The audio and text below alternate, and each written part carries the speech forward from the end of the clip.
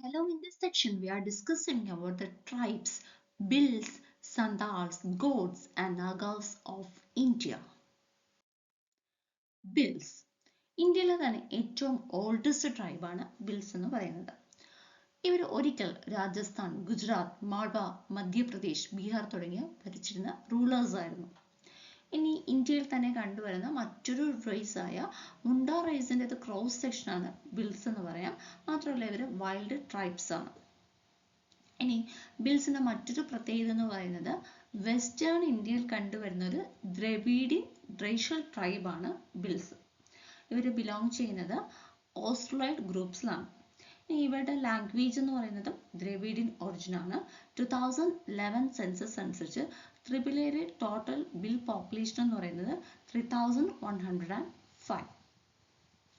ഇനി ഈ ഒരു ട്രൈബ് മൈഗ്രേറ്റഡ് ചെയ്തത് ത്രിപുരയിലോട്ട് മൈഗ്രേറ്റ് ചെയ്തത് സെൻട്രൽ ഇന്ത്യയിൽ നിന്നാണ്. പ്രധാനമായും ബീഹാറിൽ നിന്നും മധ്യപ്രദേശിൽ നിന്നുമാണ്. ഇവിടെ ഇക്കോണമി പ്രധാനമായിട്ടും കോൺസെൻട്രേറ്റ് ചെയ്തിരിക്കുന്നത് അല്ലെങ്കിൽ സെൻട്രലൈസ് ചെയ്തിരിക്കുന്നത് ടീ ഗാർഡനിലും ബ്രിക്ക് ഫീൽഡിലും അഗ്രികൾച്ചറിലുമാണ്. ബീ പോപ്പുലേഷൻ പ്രധാനമായിട്ടും എൻഗേജ് ചെയ്തിരിക്കുന്നത് സ്ലാഷ് ആൻഡ് ബേൺ അല്ലെങ്കിൽ ഷിഫ്റ്റിംഗ് അഗ്രികൾച്ചർ അല്ലെങ്കിൽ ജുമിങ് കൾട്ടിവേഷനിലാണ്. ജുമിങ് എന്ന് പറയുന്നത് ഏതെങ്കിലും ഒരു സ്ഥലത്ത് ഡീഫോറസ്റ്റേഷൻ ചെയ്തിട്ട് അവിടെ കൃഷി ചെയ്യുന്നു. കുറെ നാൾക്ക് ശേഷം മറ്റൊരു സ്ഥലം അവർ വീണ്ടും ഡീഫോറസ്റ്റ് ചെയ്തിട്ട് അവിടെ കൃഷി ചെയ്യുന്നു. ഈ കൃഷി ചെയ്യുന്ന ഓരോ സ്ഥലങ്ങൾ ഉപേക്ഷിച്ചിട്ടും കത്തിച്ചിട്ടുമാണ് അടുത്ത പുതിയ സ്ഥലത്തോട്ട് പോകുന്നത്.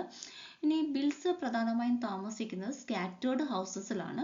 പ്രധാനമായിട്ട് അതിന് യൂസ് ചെയ്തിരിക്കുന്നത് താച്ച്ഡ് ആയിട്ടുള്ള റൂഫ്സ് ആണ്. ഒപ്പം തന്നെ വാറ്റൽസ്, ബ്രാഞ്ചസ് ഉപയോഗിച്ചിട്ടാണ് അവർ പ്രധാനമായിട്ടും വീട് നിർമ്മിച്ചിട്ടുള്ളത്. ഇവിടെ മേജർ കോൺസെൻട്രേഷൻ ത്രിപുരയിലാണ് കാണുന്നതെന്ന് പറഞ്ഞല്ലോ.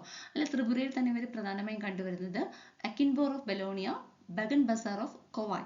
ഇനി നോർത്ത് ത്രിപുരയിൽ ഇവർ പ്രധാനമായിട്ടും വർക്ക് ചെയ്യുന്നത് ടീ ഗാർഡൻസിലാണ്. ഇനി ഇവർ ഫോളോ ചെയ്യുന്ന റിലീജിയൻ ഹിന്ദുയിസം ആണ്. ഇനി ചിലപ്പോൾ ഇവർ ഫോറസ്റ്റ് ഡെയിറ്റീസിനെയും ഈവിൾ സ്പിരിറ്റ്സിനെയും ഒക്കെ തന്നെ ലോർഡ് ശിവയ്ക്കും ദുർഗയ്ക്കും പുറമെ പൂജിക്കാറുണ്ട്. ഇനി ചെറിയൊരു പോപ്പുലേഷൻ അവർ ഫോളോ ചെയ്യുന്നത് ക്രിസ്ത്യാനിറ്റി ആണ്.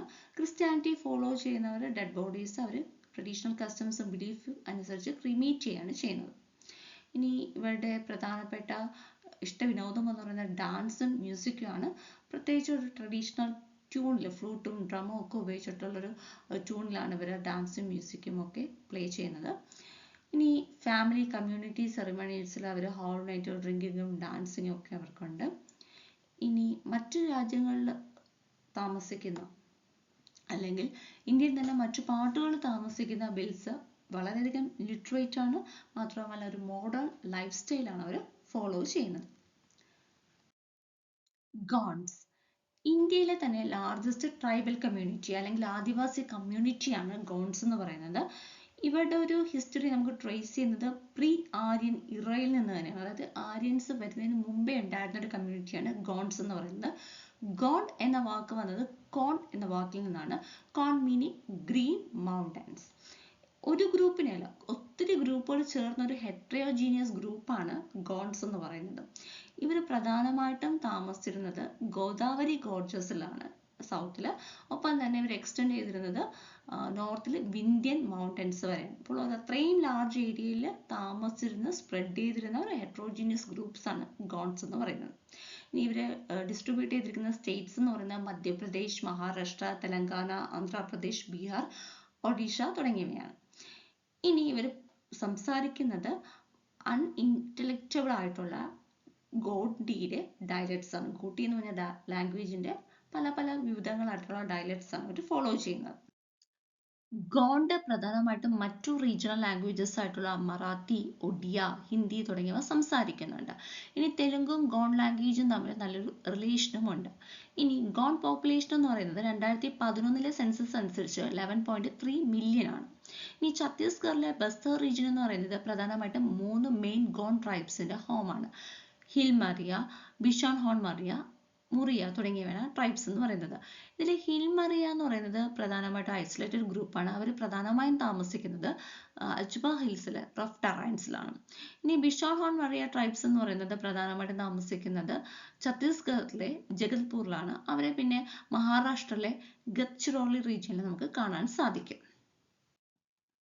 ഗോൺ വർഗ്ഗക്കാരാണ്. ഇനി ഇവിടെ പ്രധാനപ്പെട്ട ഫുഡ് ഐറ്റംസ് എന്ന് പറയുന്നത് മില്ലറ്റ്സ് ആണ്. കോഡോയും കുതുക്കി എന്ന് പറയുന്ന രണ്ട് മില്ലറ്റ്സ് ആണ് അവർ പ്രധാനമായിട്ടും കൺസ്യൂം ചെയ്യുന്ന ഫുഡ് എന്ന് പറയുന്നത്. ഒപ്പം തന്നെ അവർ റൈസും കൺസ്യൂം ചെയ്യാറുണ്ട്. പക്ഷെ അത് പ്രധാനമായിട്ടും ഫെസ്റ്റിവൽസോ ഗ്യാതറിങ്സോ ഒക്കെ വരുമ്പോൾ മാത്രമേ അവർ റൈസ് കൺസ്യൂം ചെയ്യുന്നുള്ളൂ.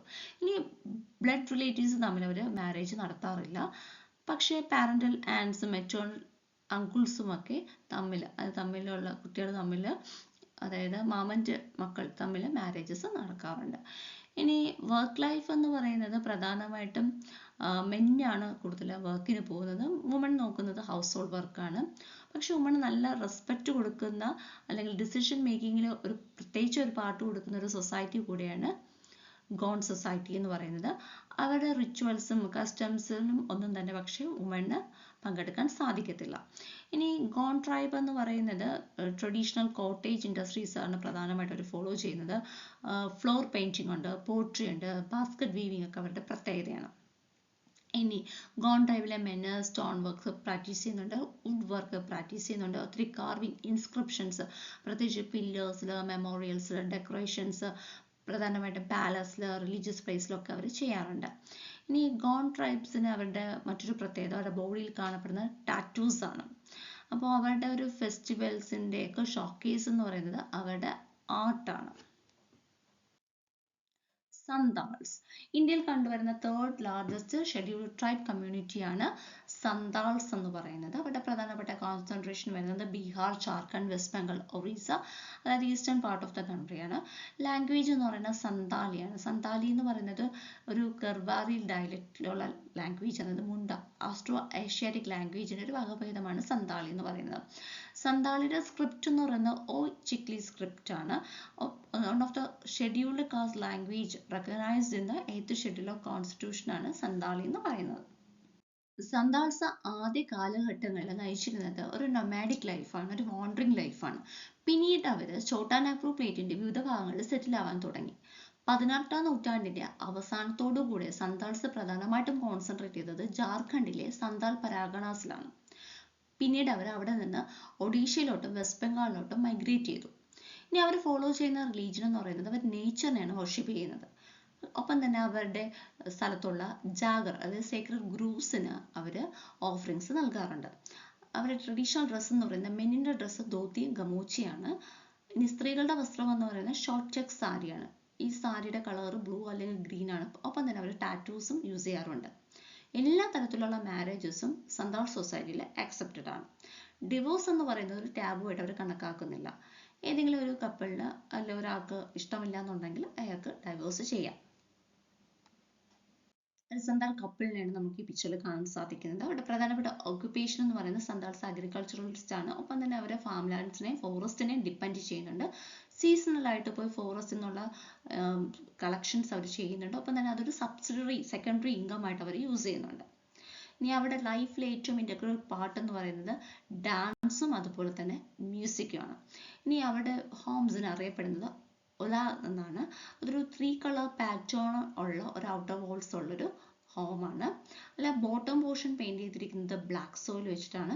മിഡിൽ പോർഷൻ വൈറ്റും അപ്പർ പോർഷൻ റെഡ് പെയിന്റും വെച്ചിട്ടാണ്. സന്താൾ റെബലിയൻ ഇന്ത്യൻ ഹിസ്റ്ററിയിലെ തന്നെ ഒരു ഇമ്പോർട്ടൻ്റ് ആയിട്ടുള്ള അപ്രൈസിംഗ് ആയിരുന്നു 1855-57 കാലഘട്ടങ്ങളിൽ നടന്ന സന്താൾ റെബലിയൻ എന്ന് പറഞ്ഞത്. ബ്രിട്ടീഷുകാർക്കെതിരെ നിലകൊണ്ട ഒരു സമരമായിരുന്നു സന്താൾ റെബലിയൻ. 1793 വന്ന പെർമനന്റ് ലാൻഡ് സെറ്റിൽമെന്റിന് എതിരെ വന്ന ഇന്ത്യയിലെ ആദ്യ ഒരു കർഷക സമരമാണ് സന്താൾ റെബലിയൻ എന്ന് പറയാം. ഇത് നയിച്ചത് സിദ്ധോ കൻഹു തുടങ്ങിയ രണ്ടുപേരായിരുന്നു. ഇത് പ്രധാനമായിട്ടും ഈ ഒരു സമരം നടന്നത് ബീഹാറിന്റെ റീജൻസിലായിരുന്നു. നാഗാസ് നോർത്ത് ഈസ്റ്റേൺ സ്റ്റേറ്റ് ആയ നാഗാലാൻഡിലെ നാഗാ ഹിൽസിൽ താമസിക്കുന്ന വ്യക്തികളെയാണ് നാഗാസ് എന്ന് വിളിക്കുന്നത്. ഇവരെന്ന് പറയുന്ന ഒരു സിംഗിൾ ഗ്രൂപ്പ് അല്ല, ഡിഫറെൻ്റ് ആയിട്ടുള്ള 20 ട്രൈബൽ ഗ്രൂപ്പ്സ് ആണ്. അവരുടെ ഒറിജിൻ വ്യത്യാസമുണ്ട്, അവരുടെ കൾച്ചർ വ്യത്യാസമാണ്, അവരുടെ ഫിസിക് വ്യത്യാസമാണ്, അവരുടെ അപ്പിയറൻസ് ഒക്കെ വ്യത്യാസമാണ്, അവരുടെ ഡയലക്റ്റും ഒക്കെ വ്യത്യാസമാണ്. ഇനി ഒത്തിരി നാഗ ലാംഗ്വേജസ് ആണ് അവർ സംസാരിക്കുന്നത്. ടിബറ്റോ ബർമൻ ഗ്രൂപ്പിലുള്ള അല്ലെങ്കിൽ സിനോ ടിബറ്റൻ ഫാമിലിയിലുള്ള ലാംഗ്വേജസ് ആണ് അവർ സംസാരിക്കുന്നത്. ഇനി ഓരോ വില്ലേജിനും ഓരോ ഡയലക്റ്റ് തന്നെ ഓൾറെഡി ഉണ്ട്. ഇനി ഇവർ കമ്മ്യൂണിക്കേറ്റ് പരസ്പരം ചെയ്യുന്നത് അസമീസിലാണ്. ചില സമയത്ത് അവർ ഇംഗ്ലീഷും ഹിന്ദിയും ഒക്കെ യൂസ് ചെയ്യാറുണ്ട്. ഇതിൽ ഏറ്റവും ലാർജസ്റ്റ് ടൈപ്സ് എന്ന് പറയുന്നത് കൊയാങ്സ്, അയോങ്സ്, തക്കൂൾസ്, സമാസ്, അങ്കമീസ് തുടങ്ങിയവയാണ്. ഇതൊരു നാഗാസിന്റെ ഒരു റെപ്രസെന്റേഷൻ ആണ്. നാഗാസ് പ്രധാനമായും താമസിക്കുന്നത് സ്മോൾ വില്ലേജസിലാണ്. പക്ഷെ അതിൻ്റെ പ്രത്യേകത ഉണ്ട്, അത് സ്ട്രാറ്റജിക് ലൊക്കേഷനുള്ള വില്ലേജസ് ആയിരിക്കും. അതായത് ഒന്ന് ഹിൽ സൈഡ്സിലോ അല്ലെങ്കിൽ വാട്ടറിന് അടുത്തോ. ഇനി അവർ അഗ്രികൾച്ചർ ഫോളോ ചെയ്യുന്നുണ്ട്. അഗ്രികൾച്ചർ ഷിഫ്റ്റിംഗ് കൾട്ടിവേഷൻ ആണ് കോമൺ ആയിട്ട് പ്രാക്ടീസ് ചെയ്യുന്നത്. ഒപ്പം തന്നെ ചിലത് ടെറസ്റ്റ് ഫാമിങ്ങും പ്രാക്ടീസ് ചെയ്യാറുണ്ട്. അവിടെ സ്റ്റേപ്പിൾ ഫുഡ് എന്ന് പറയുന്നത് റൈസും മില്ലറ്റും ആണ്. ഇനി കുറേ പേര് മാനുഫാക്ചേഴ്സ് ആണ്, ചിലർ ആർട്ടിലാണ് കോൺസെൻട്രേറ്റ് ചെയ്തിരിക്കുന്നത്, പ്രധാനമായിട്ട് വീവിങ്ങിലും വുഡ് കാർവിങ്ങിലും. ഇനി നാഗ ഫിഷർമാൻ വളരെ നോട്ടഡ് ആണ്, കാരണം അവർ ഫിഷിനെ കൊല്ലാൻ വേണ്ടിയിട്ട് ഇൻടോക്സിക്കേറ്റ്സ് യൂസ് ചെയ്യാറുണ്ട്.